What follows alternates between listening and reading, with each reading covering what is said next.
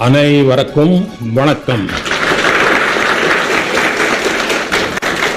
ओम नमः शिवाय. शिवाय नमः. हर हर महादेव.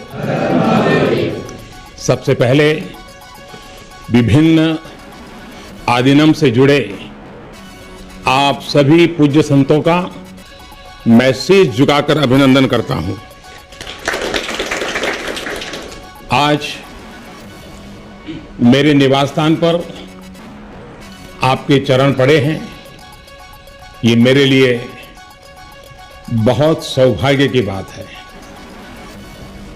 ये भगवान शिव की कृपा है जिसकी वजह से मुझे एक साथ आप सभी शिव भक्तों के दर्शन करने का मौका मिला है. मुझे इस बात की भी बहुत खुशी है कि कल नए संसद भवन के लोकार्पण के समय आप सभी वहां साक्षात आकर के आशीर्वाद देने वाले हैं. पूज्य संतगण, हम सभी जानते हैं कि हमारे स्वतंत्रता संग्राम में तमिलनाडु की कितनी महत्वपूर्ण भूमिका रही है. वीर मंगई वेलु नाचियार से लेकर मर्द भाइयों तक, सुब्रमण्यम भारती से लेकर नेताजी सुभाष चंद्र बोस के साथ जुड़ने वाले अनेकों तमिल लोगों तक हर युग में तमिलनाडु भारतीय राष्ट्रवाद का गढ़ रहा है.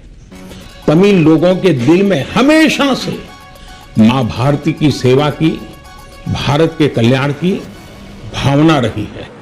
बावजूद इसके ये बहुत दुर्भाग्यपूर्ण है कि भारत की आजादी में तमिल लोगों के योगदान को वो महत्व नहीं दिया गया जो दिया जाना चाहिए था.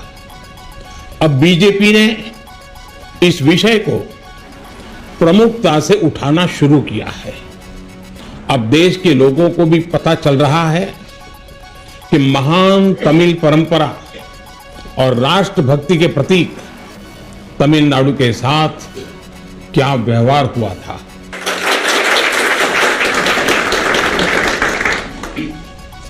जब आजादी का समय आया तब सत्ता के हस्तांतरण के प्रतीक को लेकर प्रश्न उठा था. इसके लिए हमारे देश में अलग अलग परंपराएं रही हैं, अलग अलग रीति रिवाज भी रहे हैं. लेकिन उस समय राजाजी और आदिनम के मार्गदर्शन में हमें अपनी प्राचीन तमिल संस्कृति से एक पुण्य मार्ग मिला था. ये मार्ग था सेंगोल के माध्यम से सत्ता हस्तांतरण का. तमिल परंपरा में शासन चलाने वाले को सेंगोल दिया जाता था. सेंगोल इस बात का प्रतीक था कि उसे धारण करने वाले व्यक्ति पर देश के कल्याण की जिम्मेदारी है और वो कभी कर्तव्य के मार्ग से विचलित नहीं होगा. सत्ता हस्तांतरण के प्रतीक के तौर पर तब 1947 में पवित्र तिरुवावुरुतुरई आदिनम द्वारा एक विशेष सेंगोल तैयार किया गया. आज उस दौर की तस्वीरें हमें याद दिला रही हैं कि तमिल संस्कृति और आधुनिक लोकतंत्र के रूप में भारत की नियति के बीच कितना भावुक और आत्मीय संबंध रहा है. आज उन गहरे संबंधों की गाथा इतिहास के दबे हुए पन्नों से बाहर निकलकर एक बार फिर जीवंत हो उठी है. इससे उस समय की घटनाओं को समझने का सही दृष्टिकोण भी मिलता है और इसके साथ ही हमें यह भी पता चलता है कि सत्ता के हस्तांतरण के इस सबसे बड़े प्रतीक के साथ क्या किया गया. मेरे देशवासियों, आज मैं राजाजी और विभिन्न आदिनम की दूरदर्शिता को भी विशेष तौर पर नमन करूंगा. आदीनम के एक सेंगोल ने भारत को सैकड़ों वर्षों की गुलामी के हर प्रतीक से मुक्ति दिलाने की शुरुआत कर दी थी। जब भारत की आजादी का प्रथम पल आया, आजादी का प्रथम पल, वो क्षण आया, तो ये सेंगोल ही था जिसने गुलामी से पहले वाले कालखंड और स्वतंत्र भारत के उस पहले पल को आपस में जोड़ दिया था। इसलिए इस पवित्र सेंगोल का महत्व सिर्फ इतना ही नहीं है कि ये 1947 में हस्तांतरण का प्रतीक बना था। इस सेंगोल का महत्व इसलिए भी है क्योंकि इसने गुलामी के पहले वाले गौरवशाली भारत से, उसकी परंपराओं से स्वतंत्र भारत के भविष्य को कनेक्ट कर दिया था। अच्छा होता कि आजादी के बाद इस पूज्य सेंगोल को पर्याप्त मान सम्मान दिया जाता, इसे गौरवमय स्थान दिया जाता, लेकिन ये सेंगोल प्रयागराज में आनंद भवन में वॉकिंग स्टिक यानी पैदल चलने पर सहारा देने वाली छड़ी कहकर प्रदर्शनी के लिए रख दिया गया था। आपका ये सेवक और हमारी सरकार अब उस सेंगोल को आनंद भवन से निकाल कर लाई है। आज आजादी के उस प्रथम पल को नए संसद भवन में सेंगोल की स्थापना के समय हमें फिर से पुनर्जीवित करने का मौका मिला है।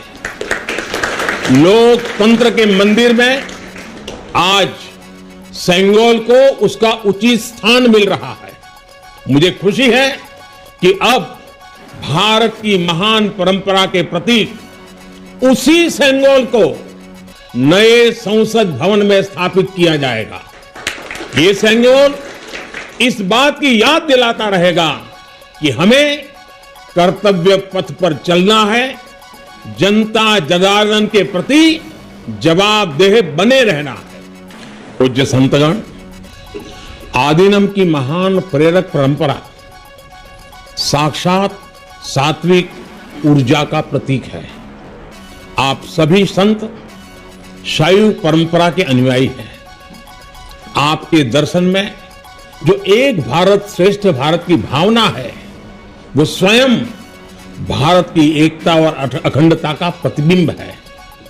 आपके कई आदीनम के नामों में ही इसकी झलक मिल जाती है। आपके कुछ आदीनम के नाम में कैलाश का उल्लेख है। ये पवित्र पर्वत तमिलनाडु से बहुत दूर हिमालय में है, फिर भी ये आपके हृदय के करीब है। शैव सिद्धांत के प्रसिद्ध संतों में से एक तिरुमलर के बारे में कहा जाता है कि वो कैलाश पर्वत से शिव भक्ति का प्रसार करने के लिए तमिलनाडु आए थे। आज भी उनकी रचना तिरुमंदिरम के श्लोकों का पाठ भगवान शिव की स्मृति में किया जाता है। अपर, समंदर, सुंदरर और माणिका वासगर जैसे कई महान संतों ने उज्जैन, केदारनाथ और गौरीकुंड का उल्लेख किया है। जनता जनार्दन के आशीर्वाद से आज मैं महादेव की नगरी काशी का सांसद हूं, तो आपको काशी की भी बात बताऊंगा। धर्मपुरम आदीनम के स्वामी कुमार गुरुपरा तमिलनाडु से काशी गए थे। उन्होंने बनारस के केदार घाट पर केदारेश्वर मंदिर की स्थापना की थी। तमिलनाडु के तिरुपन्नदारु में काशी मठ का नाम भी काशी पर रखा गया है। इस मठ के बारे में एक दिलचस्प जानकारी भी मुझे पता चली है। कहा जाता है कि तिरुपन्नदारु का काशी मठ तीर्थ यात्रियों को बैंकिंग सेवाएं उपलब्ध कराता था। कोई तीर्थ यात्री तमिलनाडु के काशी मठ में पैसे जमा करने के बाद काशी में प्रमाण पत्र दिखाकर वो पैसे निकाल सकता था। इस तरह शैव सिद्धांत के अनुयायियों ने सिर्फ शिव भक्ति का प्रसार ही नहीं किया, बल्कि हमें एक दूसरे के करीब लाने का कार्य भी किया। पूज्य संतगण, सैकड़ों वर्षों की गुलामी के बाद भी तमिलनाडु की संस्कृति आज भी जीवंत और समृद्ध है, तो इसमें आदीनम जैसी महान और दिव्य परंपरा की भी बड़ी भूमिका है। इस परंपरा को जीवित रखने का दायित्व संत जनों ने तो निभाया ही है, साथ ही इसका श्रेय पीड़ित, शोषित, वंचित सभी को जाता है कि उन्होंने इसकी रक्षा की, उसे आगे बढ़ाया। राष्ट्र के लिए योगदान के मामले में आपकी सभी संस्थाओं का इतिहास बहुत गौरवशाली रहा है। अब उस अतीत को आगे बढ़ाने, उससे प्रेरित होने और आने वाली पीढ़ियों के लिए काम करने का समय है। पूज्य संतगण, देश ने अगले 25 वर्षों के लिए कुछ लक्ष्य तय किए हैं। हमारा लक्ष्य है कि आजादी के 100 साल पूरे होने तक एक मजबूत, आत्मनिर्भर और समावेशी विकसित भारत का निर्माण हो। 1947 में 1947 में आपकी महत्वपूर्ण भूमिका से कोटि कोटि देशवासी पुनः परिचित हुए हैं। आज जब देश 2047 के बड़े लक्ष्यों को लेकर आगे बढ़ रहा है, तब आपकी भूमिका और महत्वपूर्ण हो गई है।